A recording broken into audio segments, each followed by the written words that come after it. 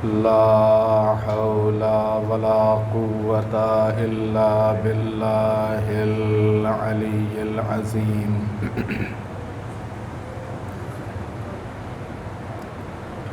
أعوذ بالله من الشيطان اللعين الرجيم. بسم الله الرحمن الرحيم. الحمد لله رب العالمين. الصلاة والسلام على رسوله الكريم سيدنا ونبينا وشفيع المذنبين أبي القاسم محمد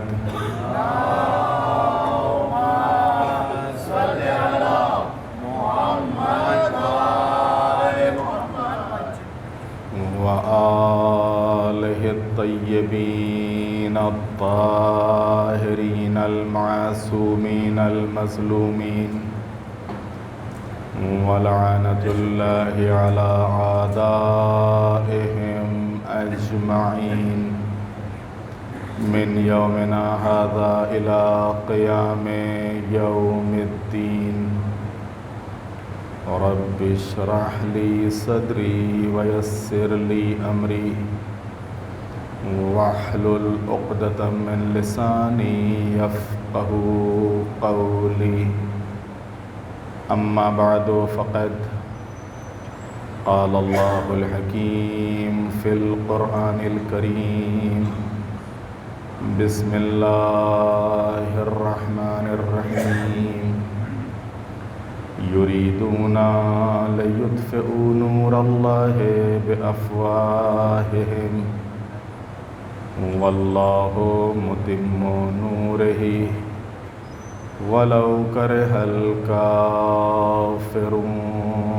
صلوات محمد. اللهم صل على محمد وآل محمد.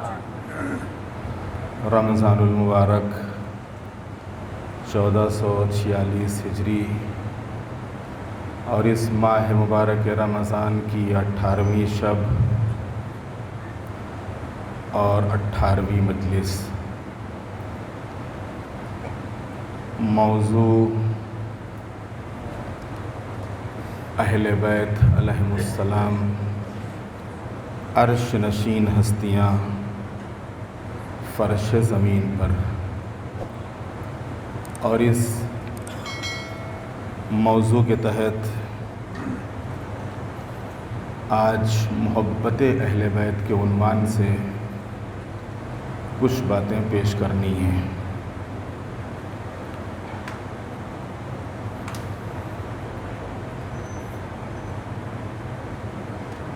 محبت کو حاصل کرنے کا طریقہ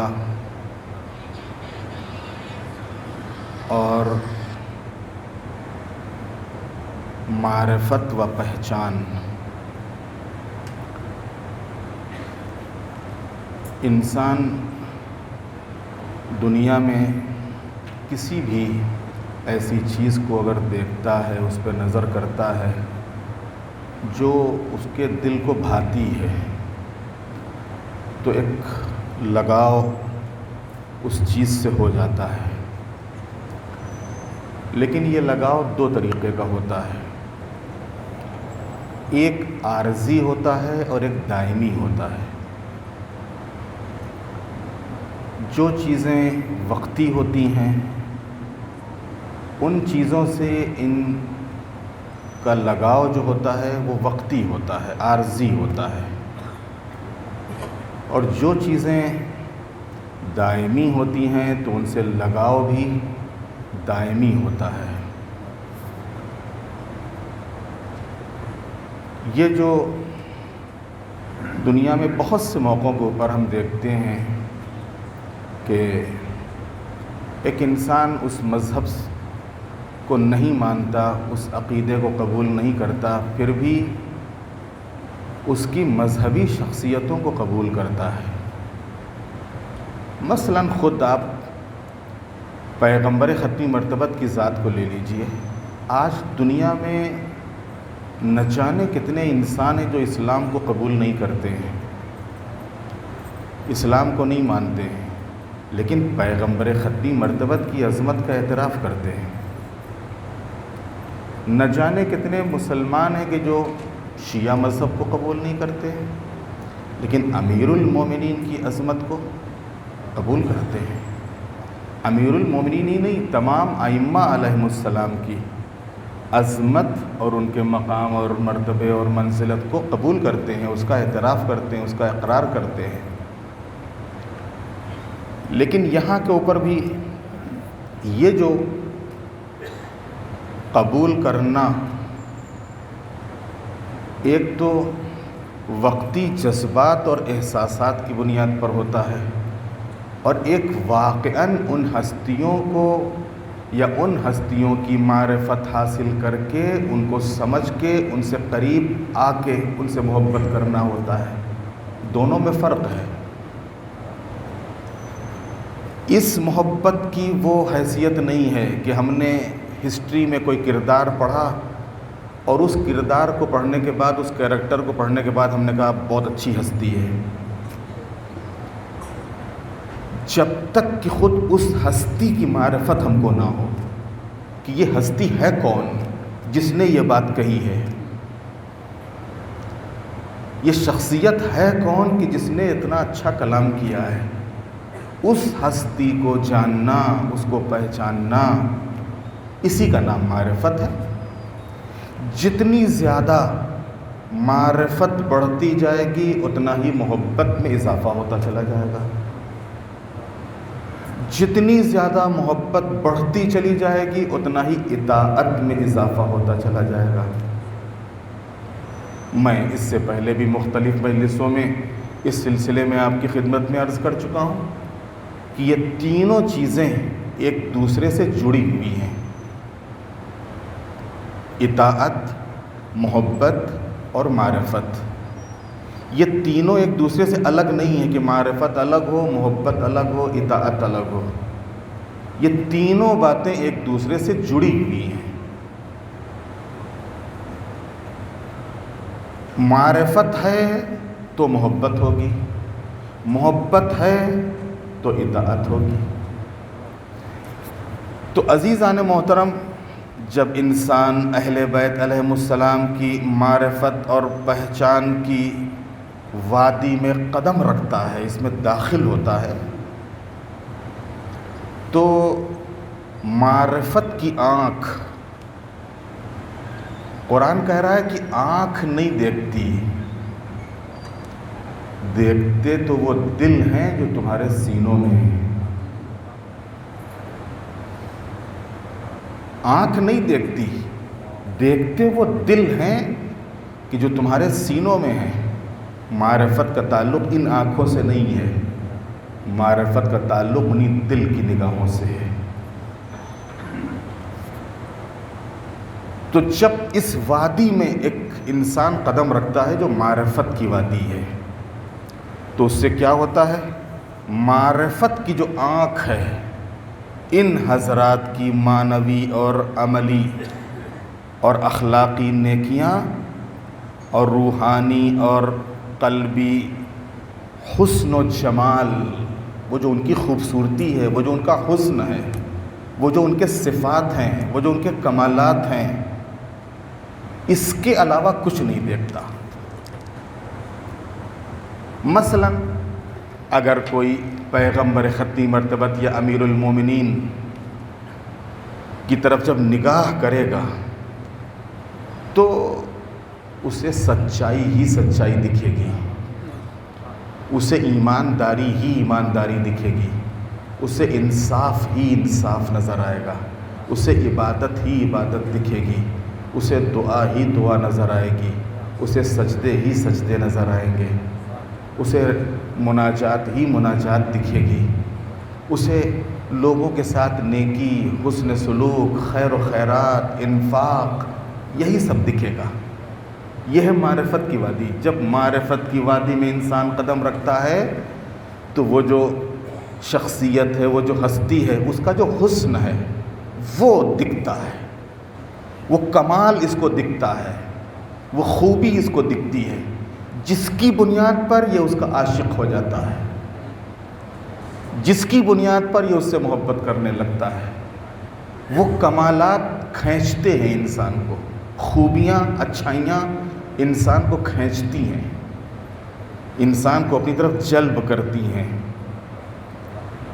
تو جب اہل بیت علیہ السلام کی معرفت کی وادی میں کوئی انسان قدم رکھتا ہے تو یہ جو اہل بیت کے اندر صفات ہیں، اہل بیت علیہ السلام کے جو کمالات ہیں، یہ صفات اور کمالات اس کو اپنی طرف کھینچتے ہیں، اور پھر ان صفات و کمالات کے علاوہ اسے کچھ نہیں دکھتا ہے۔ اور یہی حسن و جمال، یہی خوبصورتی، یہی صفات، یہی کمال ان حضرات سے عشق و محبت اور ان سے وابستہ ہونے کا سبب بن جاتے ہیں کہ ایک انسان ان سے قریب ہو۔ جناب سلمان فارسی اصفہان کے رہنے والے، جناب سلمان فارسی کو تلاش ہوئی دین حق کی کہ دین حق کیا ہے۔ انہوں نے مختلف مذاہب کی کتابوں کو پڑھنا شروع کیا۔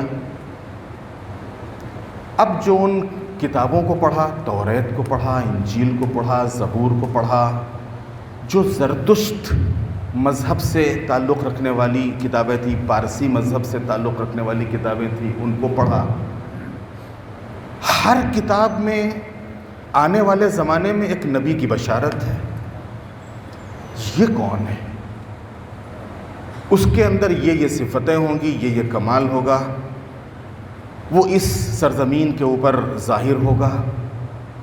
جناب سلمان فارسی کو وہ صفتیں کھینچ رہی تھی اپنی طرف، وہ جو حسن تھا وہ کھینچ رہا تھا، وہ کمال کھینچ رہا تھا، اور انہی صفتوں اور حسن و جمال کی تلاش میں حقیقت میں وہ رسول اللہ کو تلاش نہیں کر رہے تھے، ان صفات و کمالات کو تلاش کر رہے تھے، اس حسن کو تلاش کر رہے تھے۔ یہ جو حسن کتابوں میں ہے، یہ حسن رکھنے والا ہے کہاں، یہ جمال رکھنے والا ہے کہاں، یہ صفات کا حامل بندہ ہے کہاں، اسی کی تلاش میں کہاں سے کہاں انہوں نے ہجرت کی، کہاں اصفہان اور کہاں مکہ اور کہاں مدینہ، اور تلاش میں، کھوج میں جناب سلمان فارسی وہ ہستی مل جائے کہ جس ہستی کا میں نے تذکرہ پڑھا ہے، وہ ہستی مل جائے، وہ شخصیت مل جائے کہ جس شخصیت کے صفات و کمالات ہم نے پڑھے ہیں۔ بالآخر جب انسان کسی چیز کی تلاش میں نکلتا ہے تو ایک دن اس چیز کو پا لیتا ہے۔ ارادہ محکم ہونا چاہیے، ارادہ مضبوط ہونا چاہیے۔ ایک بھٹکا ہوا انسان، ایک ناستک دہریہ قسم کا شخص، لیکن جب اسی کے اندر ایک تلاش پیدا ہو جاتی ہے، ایک کھوج کا جذبہ اس کے اندر آ جاتا ہے، تو یہ ناستک انسان بھی اللہ کو پا لیتا ہے، یہ اللہ سے دور انسان بھی اللہ تک پہنچ جاتا ہے۔ جناب سلمان فارسی کیونکہ انہوں نے خود اپنی کھوج، اپنی تلاش، اور کہتے ہیں کہ جو کھوج اور تلاش کے بعد ایمان لاتا ہے وہ بڑا پکا ہوتا ہے، وہ بڑا مضبوط ہوتا ہے، اور اسی وجہ سے جناب سلمان فارسی اب جو پیغمبر کی خدمت میں پہنچے تو جناب سلمان فارسی کس درجے پر پہنچ گئے؟ یہ جو مکے والے تھے جنہوں نے بچپن سے رسول کو دیکھا تھا، یہ وہ مرتبہ نہ پا سکے۔ یہ مدینے والے جن کے درمیان میں رسول اللہ زندگی گزار رہے تھے، وہ اس درجے پر نہ پہنچ سکے جس درجے کے اوپر وہ فارس سے آنے والا سلمان پہنچ گیا، کہ جہاں پیغمبر نے فرمایا سلمان منا اہل البیت، سلمان ہم اہل بیت سے ہیں۔ یہ ہم اہل بیت سے کیا مطلب؟ اگر اللہ کہہ رہا ہے کہ تم اگر میری اطاعت کرو تو میں تم کو اپنے صفات و کمالات کا مظہر بنا دوں گا. تو اگر اللہ سے کوئی قریب ہو، اللہ سے کوئی نزدیک ہو، اللہ کی کوئی اطاعت کرے تو اللہ اپنے صفات کا مظہر بنا دیتا ہے. تو اگر کوئی رسول اللہ سے قریب ہو، رسول اللہ سے کوئی نزدیک ہو، رسول اللہ کی کوئی اطاعت کرنے والا ہو، رسول اللہ کی کوئی معرفت رکھنے والا ہو، تو رسول اللہ فرما رہے ہیں کہ پھر تم نہیں رہو گے، تم ہم میں سے ہو جاؤ گے. ایک صلوات بھیج دے محمد والے محمد.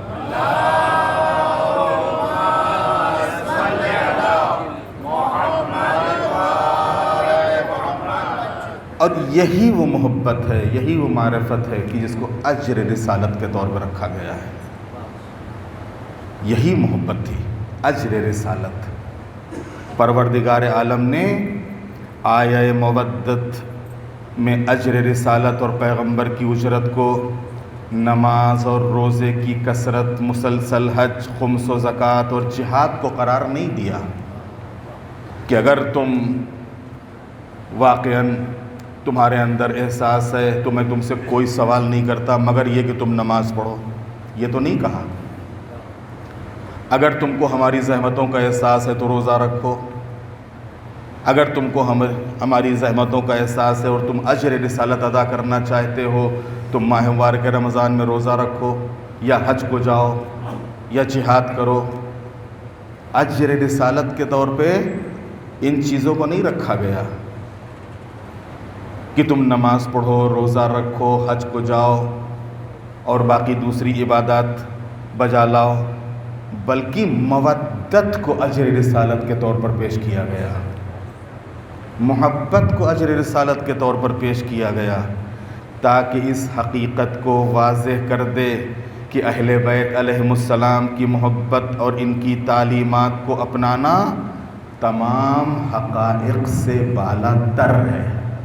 اور اگر انسان اس حقیقت تک پہنچ گیا، کون سی حقیقت؟ معرفت اہل بیت، معرفت اہل بیت. تو جب وہ معرفت کے درجے میں قدم رکھے گا تو نماز تو خود بخود پڑھے گا، روزہ تو خود بخود رکھے گا، حج تو وہ خود بخود بجا لائے گا، نیکیاں تو خود بخود انجام دے گا. یہ اس محبت کا اور اس معرفت کا لازمہ ہے. یہ ساری عبادتیں اس محبت کا لازمہ ہیں. لازم اور ملزوم ایک دوسرے سے جڑی ہوئی ہیں. محبت ان اعمال سے الگ نہیں ہے، یہ اعمال اس محبت سے الگ نہیں ہے. اسی کو کہا گیا ہے دوسرے لفظوں میں ایمان اور عمل. عمل ایمان کے بغیر نہیں ہے اور ایمان عمل کے بغیر نہیں ہے. ایمان ہے تو عمل ہوگا، عمل ہے تو ایمان ہوگا. نہ تو ایمان بغیر عمل کے قبول ہے، نہ عمل بغیر ایمان کے قبول ہے. ایک صلوات بھیج دے محمد والے محمد پر.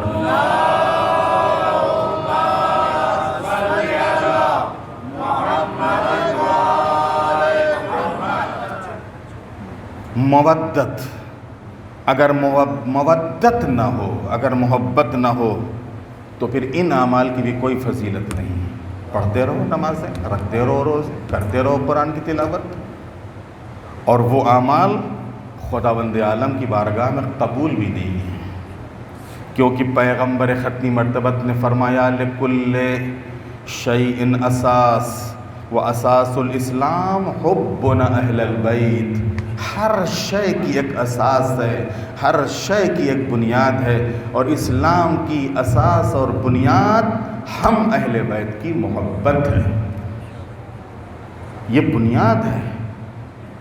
اب اس کے اوپر تم جتنی شاندار عمارت کھڑی کرنا چاہو کھڑی کر لو، جتنے اس کو سجانا چاہو سجا لو، جتنے گل بوٹے اس کے اوپر لگانا چاہو لگا دو، یہ عمارت اور خوبصورت ہوتی جائے گی.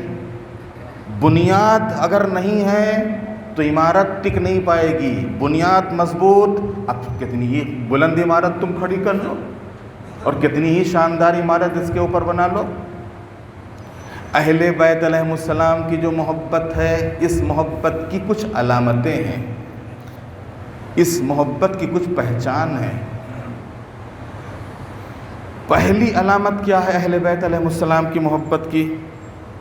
اور وہ ہے انسان سے خدا کی محبت۔ جب اہل بیت علیہ السلام سے محبت کرتا ہے، ان کی معرفت کسی کو حاصل ہو جاتی ہے، تو اللہ اس سے محبت کرنے لگتا ہے، وہ خود محبوب خدا بن جاتا ہے۔ میں نے گزشتہ مجالس میں بھی اس طرف تھوڑا سا اشارہ کیا ہے، الگ الگ انداز سے، الگ الگ عنوان سے، تو یہاں کے اوپر ایک کیونکہ مسلسل گفتگو ہے، موضوع کے تحت ہے، لہٰذا عرض کر دوں، خود محبت علامت ہے۔ یہ محبت جو اہل بیت علیہ السلام کی محبت ہے، جو معرفت ہے، یہ کیا ہے؟ انسان سے خدا کی محبت کی علامت۔ اللہ انسان سے محبت کر رہا ہے یا نہیں کر رہا ہے، کیسے پتہ چلے؟ یہ دیکھو کہ اس کے اندر معرفت کتنی ہے۔ کس کی معرفت؟ معرفت بھی سب جڑی ہوئی ہیں، معرفت بھی ایک کے بعد دوسرے سے، دوسرے کے بعد تیسرے سے جڑی ہوئی ہیں۔ اللہ کی معرفت، لیکن کوئی انسان خالی اللہ کا نام لیتا ہے لیکن رسول اللہ کا نام نہیں لیتا، کیا اس کو اللہ کی معرفت ہے؟ نہیں ہے۔ اللہ کی معرفت ہوگی تو رسول اللہ کی معرفت ضروری ہے۔ ایک انسان اللہ کو مانتا ہے، رسول اللہ کا کلمہ پڑھتا ہے، لیکن اسے علی کی معرفت نہیں ہے، اسے اماموں کی معرفت نہیں ہے، تو کیا اس کو رسول اللہ کی اور اللہ کی معرفت حاصل ہوئی؟ نہیں حاصل ہوئی، کیونکہ خود ائمہ علیہ السلام کی معرفت اللہ اور رسول کی معرفت سے جڑی ہوئی ہے۔ اگر اللہ سے معرفت ہے تو رسول کی معرفت ہوگی، رسول سے معرفت ہے تو ائمہ علیہ السلام یعنی اس کی حجت، ان کی معرفت ہوگی۔ تو اگر معرفت جب معرفت ہوتی ہے تو یہی معرفت رکھنے والا بندہ ہی محبوب خدا بن جاتا ہے، اللہ تعالیٰ کا محبوب ہو جاتا ہے۔ جیسا کہ ہمارے پانچویں امام حضرت امام محمد باقر علیہ السلام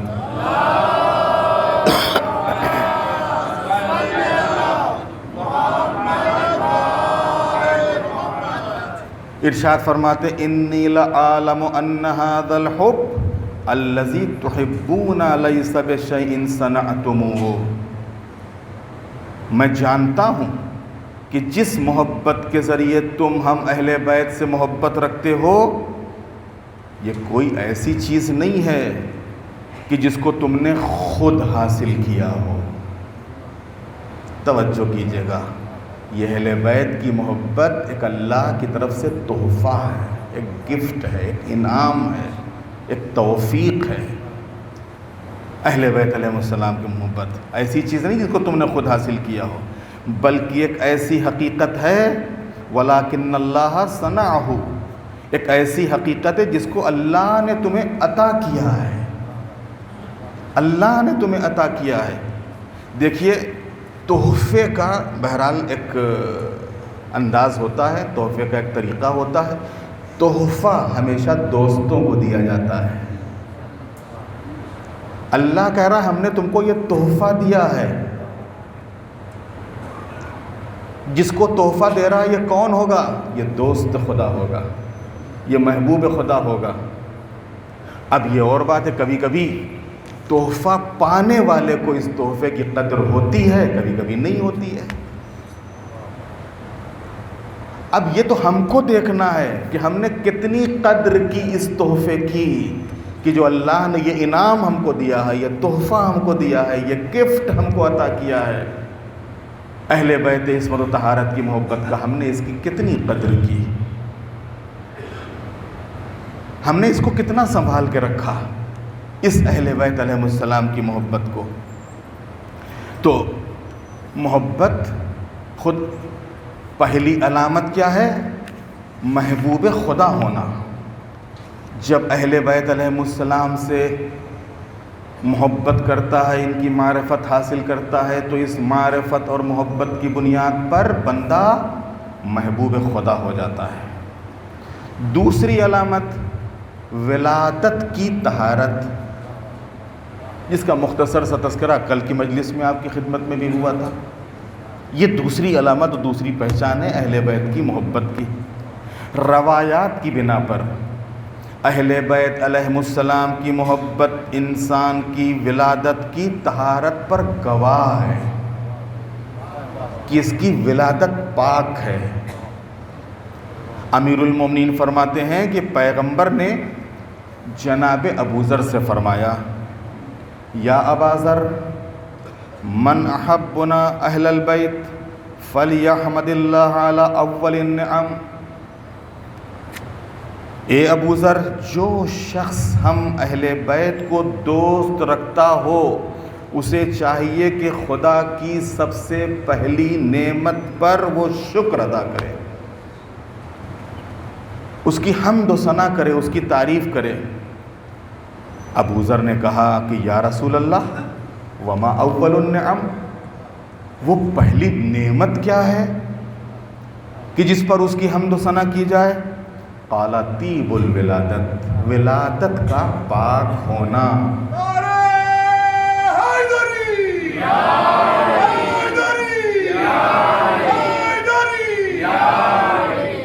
ولادت کی طہارت۔ پیغمبر فرماتے کیونکہ کوئی شخص ہمیں دوست نہیں رکھے گا مگر جو پاک طریقے سے پیدا ہوا ہو، وہی ہم کو دوست رکھے گا، وہی ہم سے محبت کرے گا۔ تو پہلی علامت محبوب خدا ہونا، دوسری علامت ولادت کا پاک ہونا۔ اور جب بات آ گئی ہے تو ایک اور حدیث مولا امیر المومنین غالب کل غالب حضرت علی ابن ابی طالب علیہ السلام سے سن لیجئے۔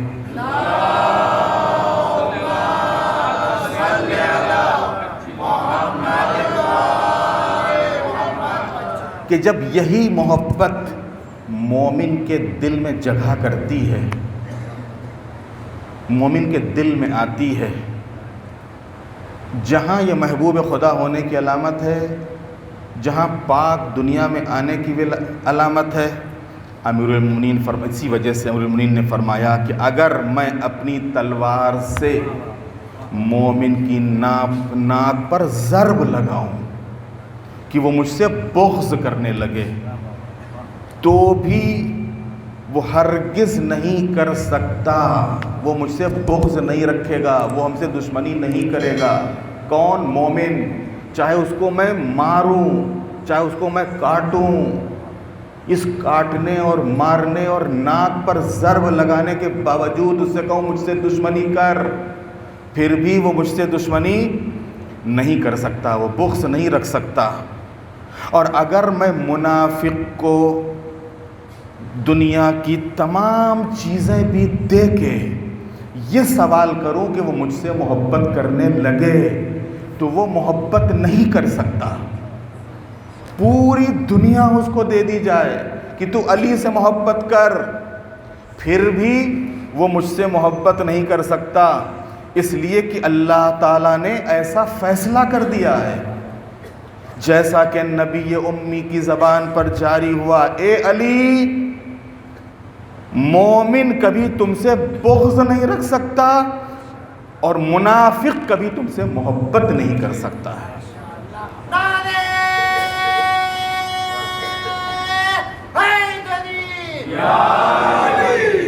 تیسری جو علامت ہے وہ ہے دل کی طہارت، دل کی پاکیزگی، یہ علامت ہے اہل بیت علیہ السلام کی محبت کی، یہ علامت ہے کیا؟ دل کی پاکیزگی۔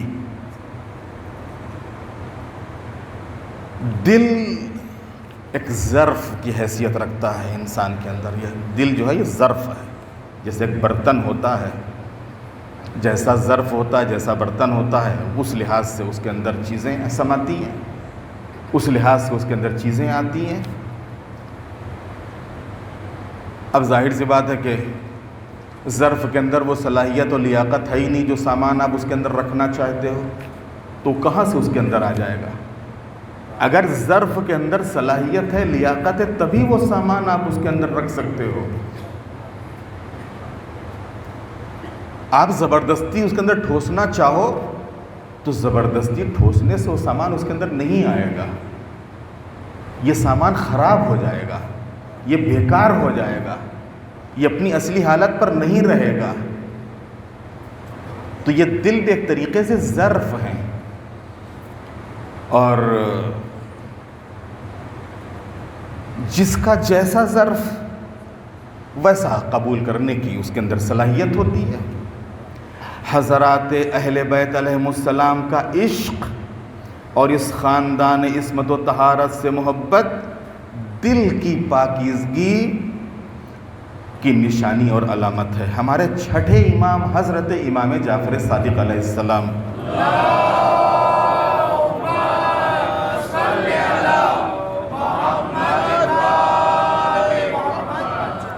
ارشاد فرماتے ہیں واللہ واللہ لا یحبنا عبد حتی یطہر اللہ قلبہ، خدا کی قسم کوئی بھی انسان ہمیں دوست نہیں رکھے گا مگر وہ کہ جس کے دل کو اللہ نے پاک کر دیا ہو۔ عزیزان محترم، اب یہاں کے اوپر رک کر چند جملے آپ کی خدمت میں عرض کرنا چاہوں گا۔ دل کی طہارت کا مطلب کیا ہے؟ دل کی پاکیزگی کا مطلب کیا ہے؟ دیکھیے حدیث ہے کہ ایک دل میں دو محبتیں نہیں رہتی۔ انسان دعویٰ کر رہا ہو کہ ہم اللہ کو بھی محبت کرتے ہیں، دنیا سے بھی محبت کرتے ہیں، ہو ہی نہیں سکتا۔ یا اللہ کا سے محبت کرنے والا ہوگا یا دنیا سے محبت کرنے والا ہوگا، دونوں محبتیں ایک ساتھ دل میں نہیں آ سکتی۔ ہو سکتا ہے کہ ہمارے بچوں نوجوانوں کے ذہن میں سوال آئے، پھر یہ جب دنیا میں رہ رہے ہیں، والدین ہیں، عزیز ہیں، قربا ہیں، مال ہے، دولت ہے، روزگار ہے، کاروبار ہے، ہر انسان کو ان چیزوں سے لگاؤ ہوتا ہے اور اس کے بعد عبادت بھی کرتا ہے، اللہ سے دعا بھی کرتا ہے، مناجات بھی کرتا ہے، پھر آپ کہہ رہے ہیں کہ دونوں چیزیں ایک دل میں رہ نہیں سکتی۔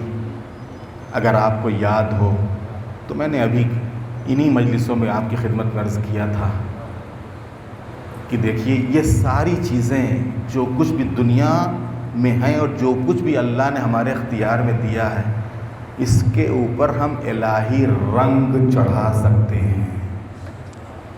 یہ ساری چیزیں اللہ کے رنگ میں رنگی جا سکتی ہیں۔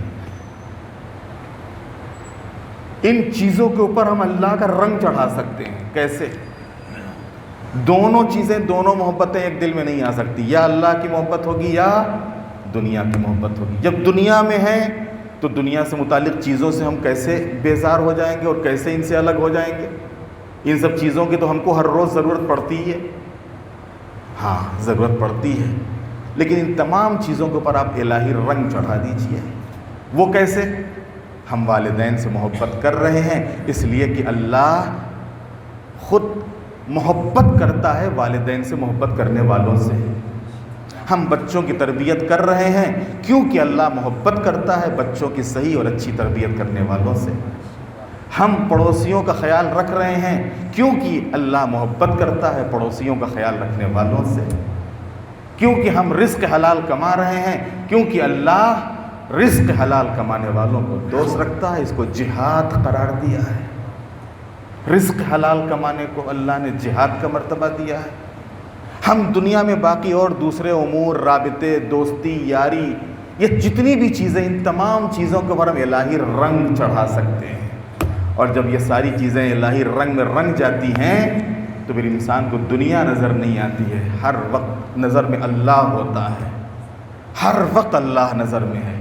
اور یہی یہاں اس کا مفہوم ہے، یہاں کے اوپر یہی چیز بتا رہے ہیں کہ خدا کی قسم کوئی بھی انسان ہم سے محبت نہیں رکھتا مگر یہ کہ اس کے دل کو پاک و پاکیزہ قرار دیا گیا ہو، اللہ نے اس کے دل کو پاک کر دیا ہو۔ یہ پاک کیسے ہوتا ہے؟ کیا نجس تھا دل؟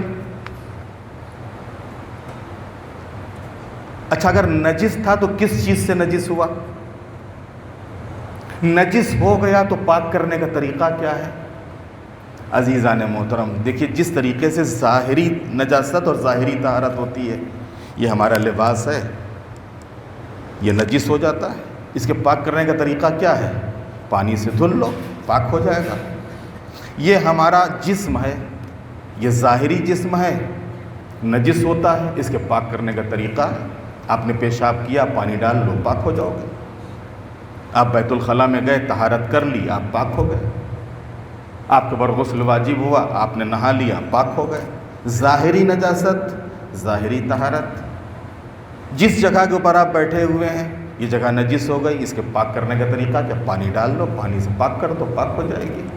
اسی طریقے سے باطنی ہے، جس طریقے سے ظاہری نجاست کے لیے ظاہری طہارت ہے، ایسے ہی باطنی نجاست کے لیے باطنی طہارت ہے۔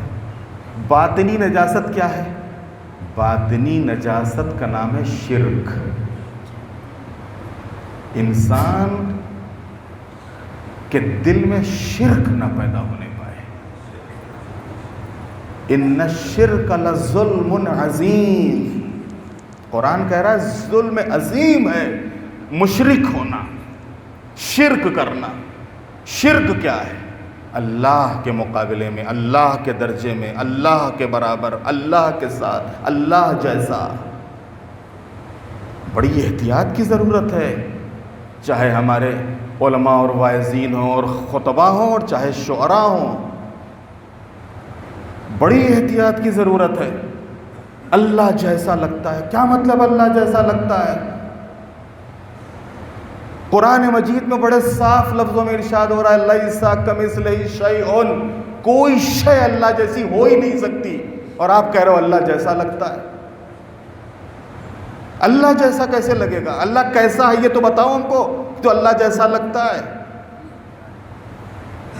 دیکھا تم نے اللہ کو؟ بڑی سخت منزل ہے عزیزو۔ اسی وجہ سے ہمارے چھٹے امام حضرت امام جعفر صادق علیہ السلام نے فرمایا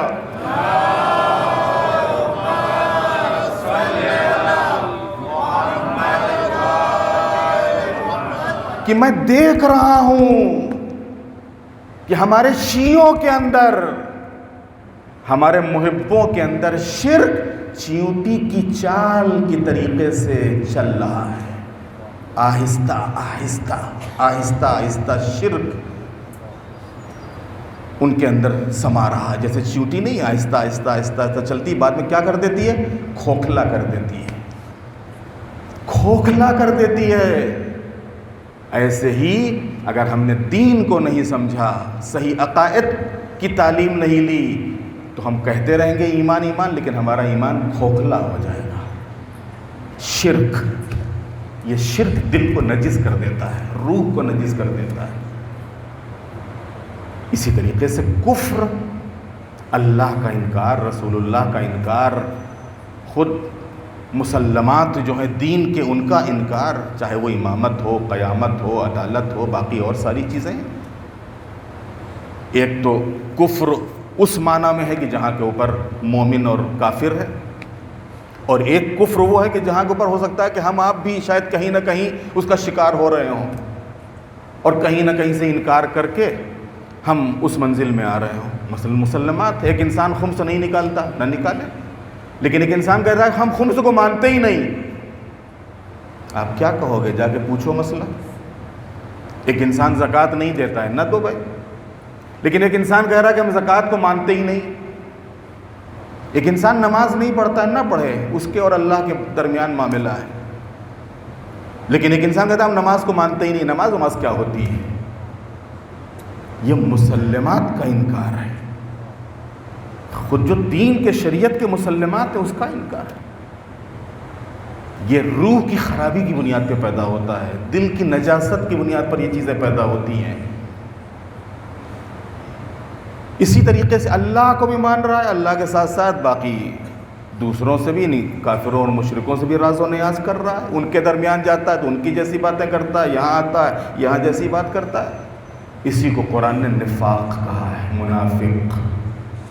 یہ بھی ایک روحانی بیماری ہے جو دل کو، یہ ایمان کو کھوکھلا کر دیتی ہے، خراب کر دیتی ہے۔ جس طریقے سے اللہ سب کو بچائے، کینسر ایک جراثیم ہوتا ہے، اور جب انسان کے وجود میں آ جاتا ہے دھیرے دھیرے دھیرے دھیرے پورے جسم کو کھوکھلا کر کے رکھ دیتا ہے، پورے جسم کو کھوکھلا کر کے رکھ دیتا ہے۔ بس اسی طریقے سے یہ بیماریاں ہیں جس کا نام ہے شرک، یہ دھیرے دھیرے آتی ہیں اور پھر پورے ایمان کو کھا جاتی ہیں۔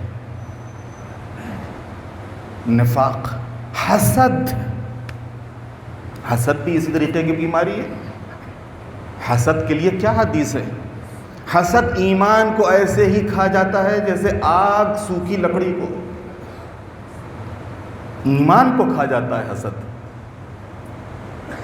اور اب ظاہر سی بات ہے کہ یہ تو ایک مومن اگر دوسرے مومن سے حسد کرے تو وہاں کے اوپر ایمان نہیں رہتا. اب اگر کوئی امیر المومنین سے حسد کرے تو وہ کہاں مومن رہے گا؟ اگر کوئی ان ہستیوں سے حسد کرے کہ جو ایمان کی آخری منزل کے اوپر، تو اس کا ایمان کہاں ہوگا؟ وہ یقیناً وہ نفاق ہی کی منزل میں ہوگا، وہ حسد ہی کی منزل میں ہوگا، اور یہ حسد اس کے تمام ایمان کو خراب کر چکا ہوگا. تو اگر یہ خدا نخواستہ ہمارے یہاں بیماریاں ہیں تو پہلے چاہیے کہ ان کو ہم دھیرے دھیرے الگ کریں، ان تمام چیزوں کو صرف اپنے دل کو پاک کریں. جب دل پاک ہوگا تو اہل بیت کی محبت اس میں جگہ بنائے گی، اس لیے کہ اہل بیت ہیں پاک، اور یہ ہمیشہ پاک جگہ پر آتے ہیں، یہ پاک دلوں میں آتے ہیں. پاک دل ہوگا تو اہل بیت کی طرف خود دل کھنچے گا، اور اہل بیت اس دل کی طرف، ان کی محبت اس دل کی طرف کھنچے گی. اسی وجہ سے کہا گیا ہے کہ خدا کی قسم کوئی بھی انسان ہم سے محبت نہیں کرے گا، ہم کو دوست نہیں رکھتا، مگر یہ کہ خدا نے اس کے دل کو پاک و پاکیزہ قرار دیا ہو. جتنا دل پاک ہوگا اتنی ہی زیادہ اہل بیت کی محبت میں اضافہ ہوگا.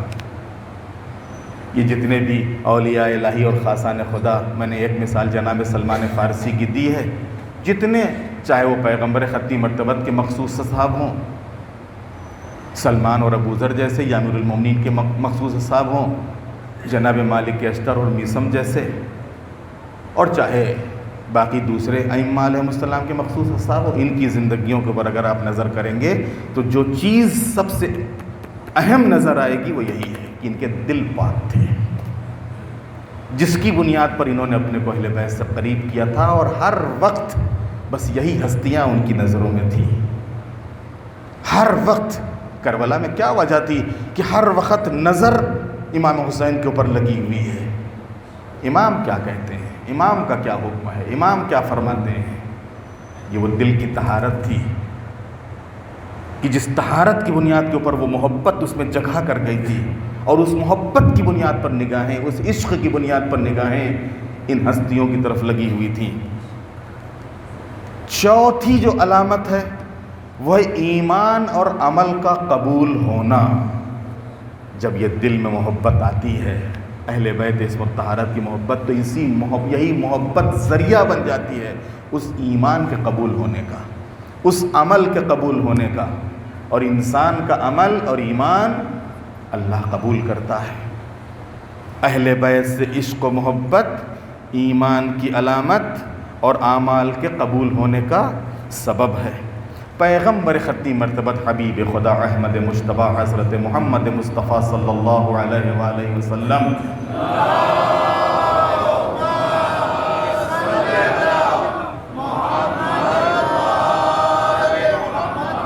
فرماتے ہیں کہ آحدنی ربی، میرے پروردگار نے مجھ سے وعدہ کیا ہے. کاہے کا وعدہ؟ ان لا یقبل ایمان عبد الا بمحبت اہل بیتی، کہ کسی بھی بندے کا ایمان قبول نہیں کروں گا مگر یہ کہ وہ میرے اہل بیت سے محبت رکھتا ہو. ایمان اسی کا قبول ہوگا جو اہل بیت کا محب ہو، عمل اسی کا قبول ہوگا جو اہل بیت کا محب ہو. اسی طریقے سے ایک دوسری حدیث میں امیر المومنین نے فرمایا کہ اللہ پیغمبر اکرم نے عہد کیا ہے کہ مومن کے علاوہ کوئی محبت نہیں رکھے گا اور منافق کے علاوہ کوئی دشمنی نہیں رکھے گا اہل بیت عصمت و طہارت علیہ السلام سے. آخر میں انہی اہل بیت عصمت و طہارت علیہ السلام کی یہ جو محبت ہے، یہ جو عقیدت ہے، یہ جو 4 علامتیں آپ کی خدمت میں بیان ہوئیں. پہلی علامت کیا تھی؟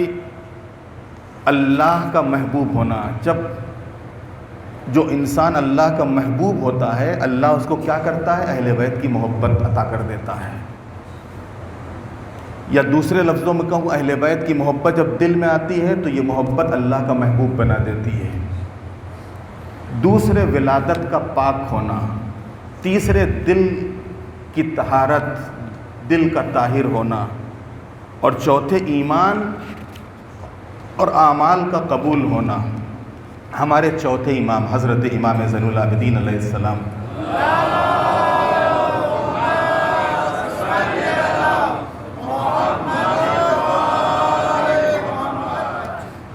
ارشاد فرماتے ہیں کہ پیغمبر اسلام نے فرمایا کہ جب حضرت آدم نے اپنے صلب میں ہمارے نور کی چمک کو دیکھا، جب اس نور کی چمک کو انہوں نے دیکھا تو جسے عرش کی بلندی سے ان کے صلب میں منتقل کیا گیا تھا، تو سوال کیا، خدا بندہ یہ نور کیسا ہے؟ یا اللہ یہ نور کیسا ہے جو تو نے میرے اندر قرار دیا ہے؟ اس وقت آواز قدرت آئی، تم کو اسی نور کے سبب تو لائق سجدہ بنایا ہے، تم کو اسی نور کے سبب تو لائق سجدہ قرار دیا ہے کہ تم اس نور کے لیے ایک ظرف ہو، تم کو ظرف کے طور پہ رکھا ہے تاکہ اس نور کو تمہارے اندر رکھا جا سکے، تم اس نور کے لیے ایک ظرف کی طرح ہو۔ آدم نے عرض کی، خدایا کاش تو ان کو میرے لیے آشکار کرتا، ظاہر کرتا۔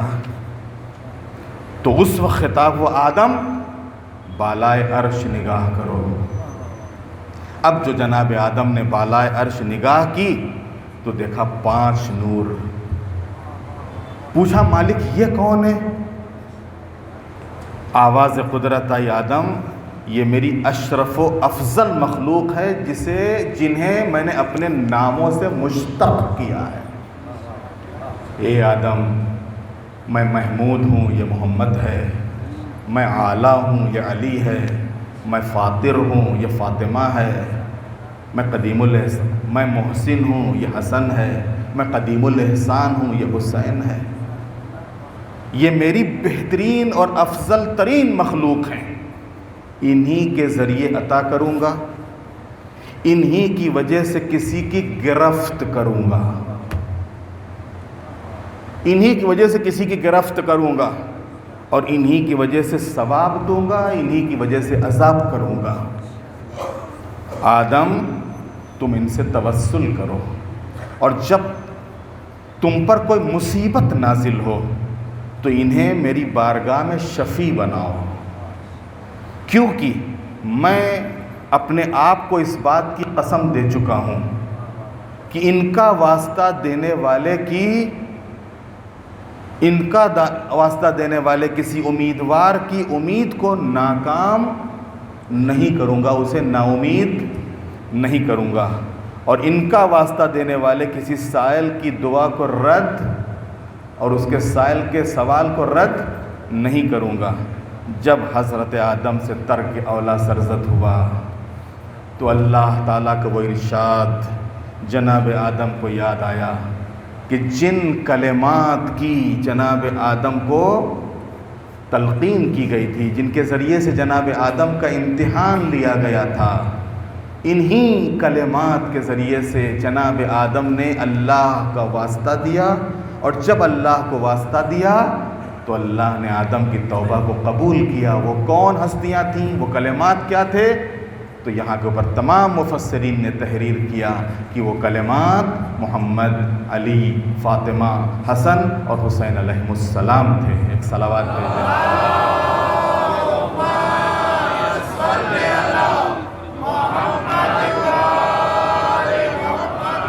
تو عزیزان محترم، شبہائے قدر قریب ہیں اور کل سے شبیں شروع ہو جائیں گی۔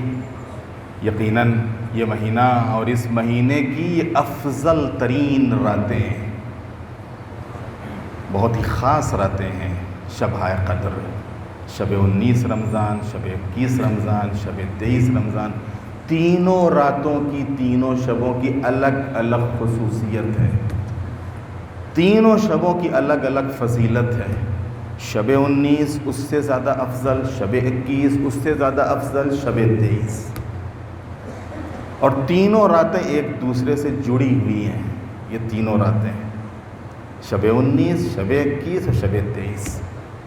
یہ راتیں دعا کی راتیں ہیں، یہ مناجات کی راتیں ہیں، یہ اعمال کی راتیں ہیں، یہ عبادات کی راتیں ہیں، یہ اپنا حساب کرنے کی راتیں ہیں، یہ اللہ سے آئندہ کے لیے وعدہ کرنے کی راتیں ہیں کہ ہم اللہ کی بارگاہ میں وعدہ کریں توبہ اور استغفار کر کے.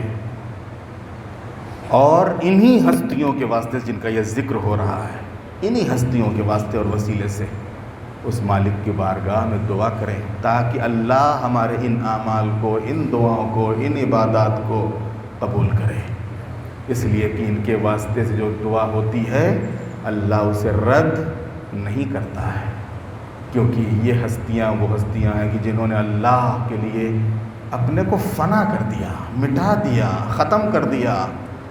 اور یہ الہی وعدہ ہے کہ جو اللہ کے لیے اپنے کو فنا کر دیتا ہے تو اللہ اس کو فنا نہیں ہونے دیتا ہے، اللہ اس کو مٹنے نہیں دیتا ہے، اللہ اس کو ختم نہیں ہونے دیتا ہے.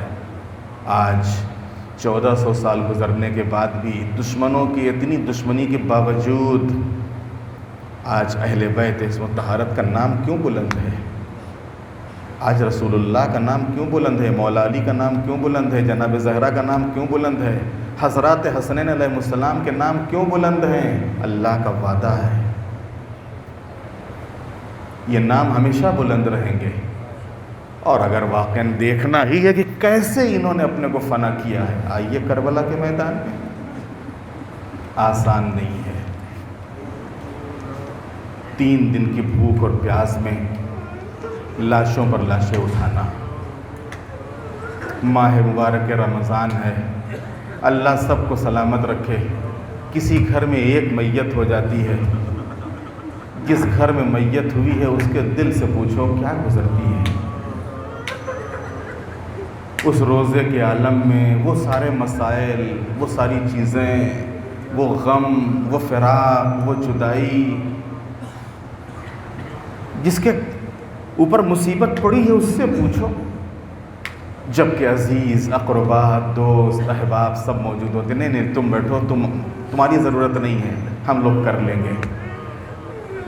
اور اس کو کچھ کرنے بھی نہیں دیتے ہیں، اس کو اپنی جگہ سے اٹھنے بھی نہیں دیتے ہیں. نہیں تم بیٹھو، تم بس یہیں پہ بیٹھو. اللہ اکبر. کوئی حسین کے دل سے پوچھے. حسین عاشور کے دن اپنی جگہ پر بیٹھ نہ سکے. اون محمد کی شہادت کے بعد کوئی تو کہتا حسین تم بیٹھو، تمہارے بھانجے شہید ہوئے ہیں، تم کو ہم پرسہ دے رہے ہیں. کیسے بیٹھتے؟ ابھی بھانجے شہید ہوئے ہیں اور بھتیجا آواز دے رہا ہے چچا میری مدد کو آؤ. حسین کیسے بیٹھتے؟ ابھی بھتیجے کی پامال میت لے کے آئے ہیں اور بیٹا میدان سے آواز دے رہا ہے یا ابتا علیک من السلام، بابا آپ پر ہمارا آخری سلام ہو. اور حسین کبھی بھانجوں کی میت پر، کبھی بھتیجے کے لاشے پر، کبھی جوان بیٹے کے سرانے، اور ابھی لا کے رکھا ہی تھا جنازے کو کہ ایک مرتبہ پھر آواز آتی ہے آقا میں نے اپنی جان کو قربان کر دیا. یہ کوئی اور نہیں تھا، حسین کا برابر کا بھائی عباس، جو شانوں کو کٹا کے دریا کے کنارے سو رہا تھا. عزاداروں ہمیں کربلا میں نہیں ملا کہ کربلا کے میدان میں کسی بھی شہید نے آواز دی ہو اور حسین اس کے سرانے نہ پہنچے ہوں، اور حسین اس کے سرانے نہ پہنچے ہوں. اللہ اکبر. مصائب کی انتہا ہے انتہا. کہتے ہیں جب کوئی نہ رہا تو حسین 6 مہینے کے بچے کو لے کے میدان میں آ گئے. 6 مہینے کے بچے کو لے کے میدان میں آ گئے. ملونو، اگر تمہارے ذوم ناقص میں میری کوئی خطا ہے، اس بچے کا کیا قصور ہے، اس کی کیا غلطی ہے، اسے تو تھوڑا سا پانی دے دو. ظالموں پر کوئی اثر نہ ہوا، امام نے بچے کو زمین پر لٹا دیا. اللہ اکبر. 6 مہینے کا بچہ، وہ کربلا کی جلتی ہوئی زمین. دیکھا ظالموں پر کوئی اثر نہیں ہے. ایک مرتبہ امام نے بچے کو پھر اس جلتی ہوئی زمین سے اٹھایا، اپنے ہاتھوں پر بلند کیا میرے لال تو بھی تو حجت خدا کا بیٹا ہے، اپنی حجت کو تمام کر دے۔ وہ کہتے ہیں کہ فوج میں انقلاب کی کیفیت پیدا ہوئی، قریب تھا کہ ایک انقلاب آ جائے، بس جیسے ہی اس کیفیت کو دیکھا عمر سعد نے ہرملہ کو حکم دیا، آئینہ آئینہ ہرملہ۔ ہرملہ کہاں ہے؟ حسین کے کلام کو قطع کر دے۔ کہتے ہیں کہ ہرملہ کے ترکش میں بہت سے تیر تھے، لیکن ایک تیر ایسا تھا کہ جس کے 3 شعبے تھے۔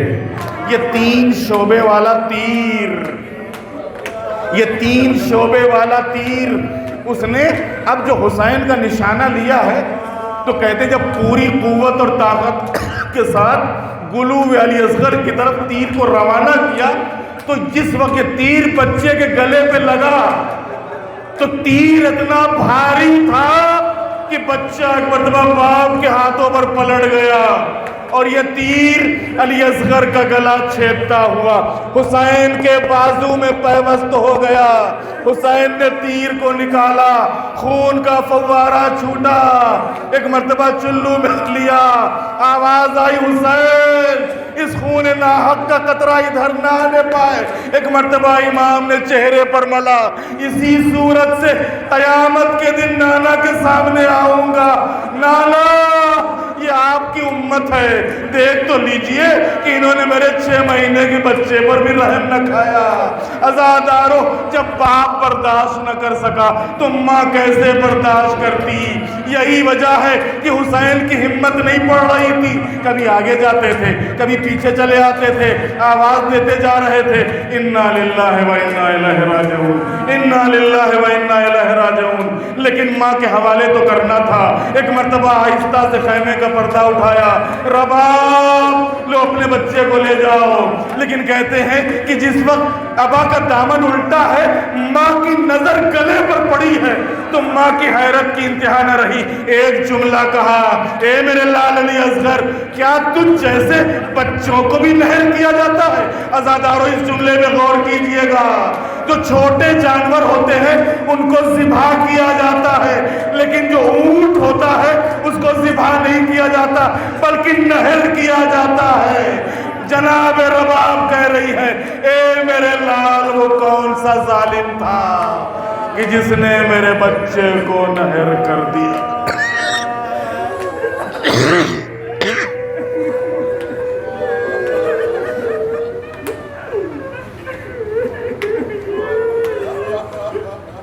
الا لعنت اللہ علی القوم الظالمین سیعلم الذین ظلموا ایام منقلب ینقلبون بحق الزہراء وابیہا وبعالہا وبنیہا۔ بار الہ ہمارے گناہوں کو معاف فرما، معبود ہماری توفیقات میں اضافہ فرما۔ ان شبہ قدر سے پہلے اگر اس ماہ مبارک رمضان میں ہم سے کوتاہیاں ہوئی ہوں، غلطیاں ہوئی ہوں، خطائیں ہوئی ہوں، معبود ان تمام کوتاہیوں اور غلطیوں سے درگزر فرما، پرچم اسلام کو سربلند فرما، پرچم کفر و نفاق کو سرنگو فرما۔ معبود دنیا سے ظلم اور ظالموں کا خاتمہ فرما۔